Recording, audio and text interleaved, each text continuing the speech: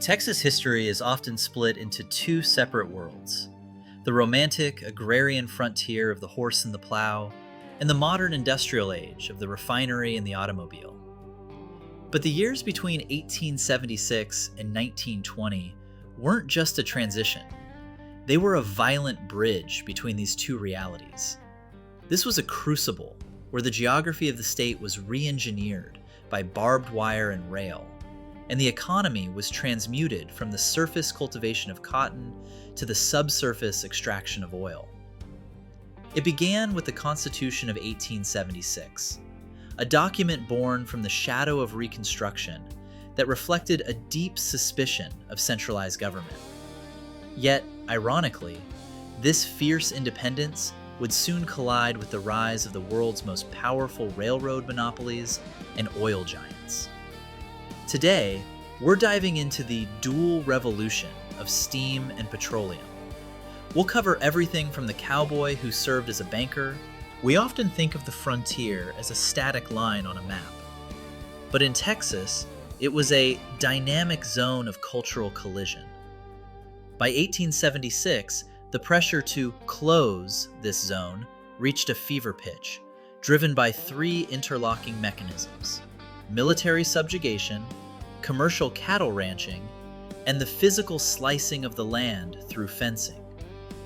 The military component was a total war doctrine designed to deny the Comanche and Kiowa their economic base, the American bison. By slaughtering the herds, the army forced the tribes onto reservations by removing their primary food source. The front line of this war was held by African American regiments, specifically the 9th and 10th Cavalry and the 24th and 25th Infantry. They operated out of a line of forts stretching from the Red River to the Rio Grande, including Fort Concho and Fort McCavitt. These men were known as Buffalo Soldiers, a respectful moniker bestowed by Native American warriors. The Comanche noted that the soldiers' hair texture resembled the matted cushion between the buffalo's horns, and their fighting spirit rivaled the animal's tenacity. These men didn't just fight, they strung thousands of miles of telegraph wire and mapped the precious water sources of the Chihuahuan Desert. In one of the era's strangest experiments, the Army tested the bicycle for troop transport. The 25th Infantry Bicycle Corps rode heavy single-gear bikes over 1,900 miles from Fort Missoula to St. Louis. It was a test of endurance that highlighted the resilience of these troops, who often faced greater hostility from the white settlers they protected than from the indigenous enemies they fought. The era's complexity is best personified by Quanah Parker, the last chief of the Quahati Comanche.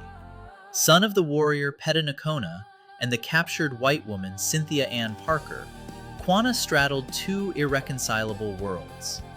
After his surrender following the destruction of the buffalo, he didn't wither, he adapted. Before he adapted, he fought. Quanah's resistance during the Red River War was fierce. He was never defeated in open battle. It took the relentless pursuit by Colonel Ranald Mackenzie and the strategic raid at Palo Duro Canyon to finally force his surrender. But in peace, Quanah became a landlord of the plains. Realizing the reservation grass was an asset, he negotiated lucrative grazing leases with cattle barons like Charles Goodnight. He used the money to build his Star House, a 10-room mansion where he entertained dignitaries, including President Theodore Roosevelt during a wolf hunt. He even founded the Native American Church, fusing Christian elements with the traditional use of peyote. With the buffalo gone, Texas became the nursery for the nation's beef. The cattle drive was an economic necessity born of simple math. A cow worth $4 in Texas was worth $40 in the North. But moving them was a logistical nightmare. This wasn't just a ride, it was a complex industrial operation on hooves.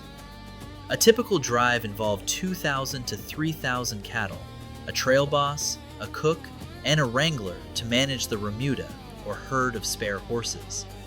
It required about a dozen cowboys to keep the herd moving. Take the Goodnight Loving Trail. It bypassed dangerous Indian territory but crossed waterless deserts. When Oliver Loving was ambushed by Comanches, he crawled for miles, chewing a leather glove for moisture before being rescued. He died of gangrene, but his partner, Charles Goodnight, fulfilled a promise to haul his body 600 miles back to Weatherford, Texas, a defining act of frontier loyalty. The workforce was diverse. 1/3 of cowboys were Mexican or African American. Bose Eichard, a former slave, served as Charles Goodnight's banker, carrying thousands of dollars through bandit country because Goodnight trusted him farther than any living man. When Eichard died, Goodnight erected a granite marker in his honor, a rare tribute across racial lines. Another success story is Daniel Webster Wallace, known as 80 John. Born into slavery, he worked for a rancher with the brand 80. Unlike the stereotype of the cowboy who squandered wages on whiskey and cards, Wallace saved his earnings. He eventually purchased nearly 9,000 acres near Lorain, Texas, and became a member of the Texas and Southwestern Cattle Raisers Association, an extraordinary achievement for a black man in that era. Not all legends were human. Old Blue was a lead steer who led herds to Dodge City for 8 seasons. He was so conditioned he would take his position at the front of the herd each morning without prompting, and could even calm other cattle during storms. When he died, his horns were mounted at the ranch headquarters, honored as a fellow worker rather than livestock. The open range ended because of a salesman named John Warren Gates. In 1876, he set up a barbed wire corral in San Antonio and bet cattlemen it could hold their wildest steers. The wire held, earning him the nickname Bet-A-Million and launching the industry that fenced the West. The wire sparked the fence-cutting wars.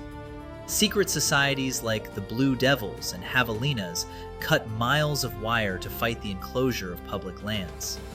In 1883 alone, damages hit $20 million, threatening a class-based civil war. Order was only restored when Governor John Ireland called a special legislative session in 1884. The new laws made fence cutting a felony, but they also offered a compromise. Ranchers were forced to install gates and could not block public roads. Enforced by the Texas Rangers, these laws marked the official legal end of the open range. If wire fenced the land, the railroad re-engineered it by annihilating distance. Before the train, moving cotton by ox wagon cost roughly 20 cents per ton mile. The railroad dropped this cost to less than a penny, a 95% reduction that suddenly made commercial agriculture viable in remote regions. To build this network, the state government offered massive incentives. Texas gave away 16 sections of land for every mile of track laid. In total, Texas deeded over 32 million acres to railroad companies, an area larger than the state of Indiana. The railroad created towns on wheels. Amarillo began as a tent city of railroad workers that physically shifted locations to align with the tracks. Other towns, like Valentine, were named simply because the construction crew arrived at that specific milepost on February 14th. Railroads also had the power to kill. Helena was known as the toughest town on earth, home to the Helena Duel, where men fought with knives while tied together. After the son of rancher William Butler was killed there, Butler vowed to kill the town that killed my son.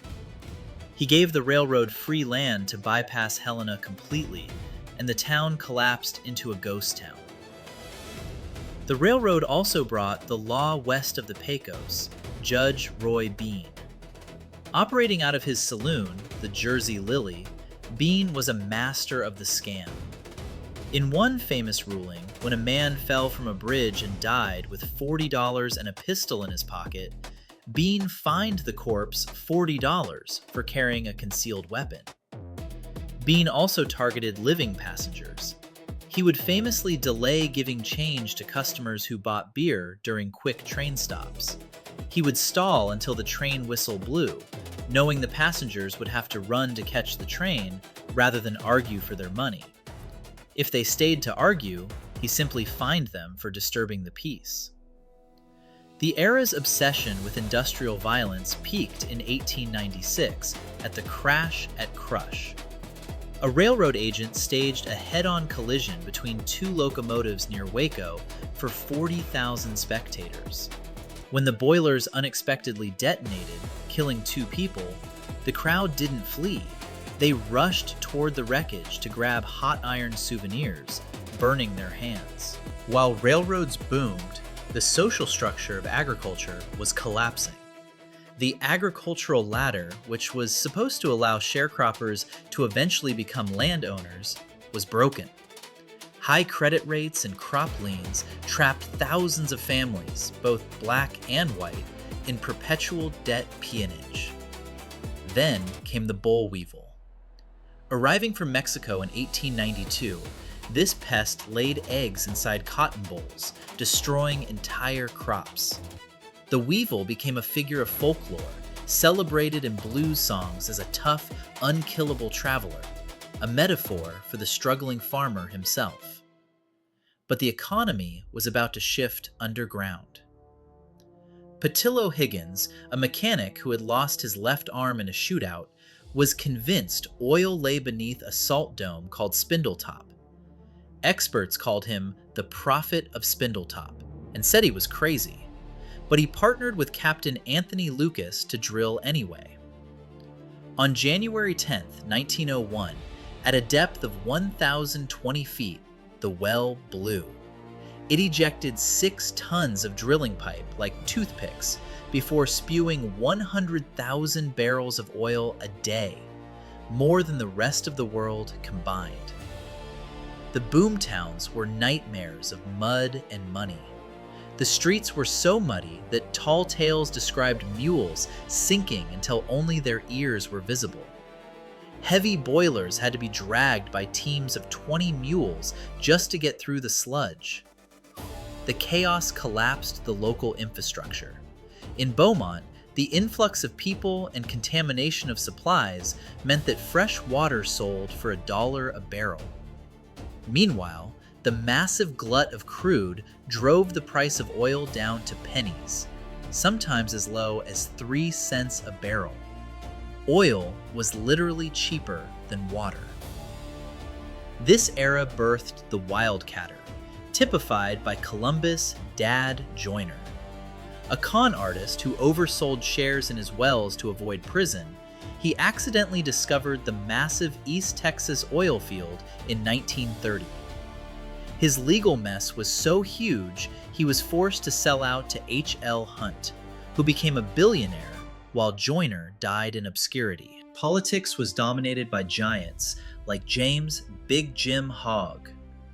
Weighing nearly 300 pounds, he was the first native-born governor of Texas. And let's debug a myth.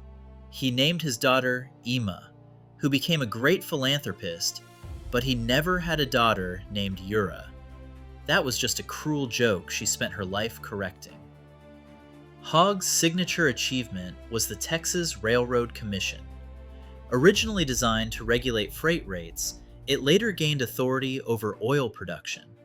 It became the model for OPEC, managing global oil prices for decades. The Populist movement found its voice in Cyclone Davis. Known for the cyclonic force of his speeches, he traveled the state clutching the writings of Thomas Jefferson, arguing that modern capitalism had betrayed the founder's vision. The state's barter economy produced the Texas state capitol. Cash poor but land rich, Texas traded 3 million acres of panhandle land to a Chicago syndicate in exchange for building the Capitol. This became the XIT Ranch. While legend says XIT stands for 10 in Texas, the brand was actually designed simply because it was difficult for rustlers to alter. Lawlessness in oil towns like Borger required extreme measures. the Texas Rangers dispatched Captain Lone Wolf Gonzalez to impose martial law. In towns where jails were overflowing, he famously created a trot line, a heavy chain stretched between trees where prisoners were handcuffed in the open air. We end with the violent absurdity of the Santa Claus bank robbery. In 1927, Marshall Ratliff robbed a bank in Cisco dressed as Saint Nick. It turned into a tragic comedy. The gang forgot to fuel their getaway car, hijacked an Oldsmobile but failed to transfer the loot, and ended up in a massive manhunt. Ratliff was eventually lynched, marking the violent end of the frontier era. By 1920, the Texas of the imagination had been fenced, drilled, and paved. The buffalo were replaced by cattle, and the cattle by oil derricks. The structures established in this crucible, from the Railroad Commission to the independent spirit of the wildcatter, remain the bedrock of the state today. Thank you for watching this deep dive into the birth of modern Texas. If you learned something new, maybe about the bicycle soldiers or the goat gland doctor, please subscribe and turn on notifications. I want to hear from you in the comments. Which story defines this era better? The crash at Crush, where people ran toward an explosion, or the Santa Claus bank robbery? Let me know down below. Until next time, stay curious.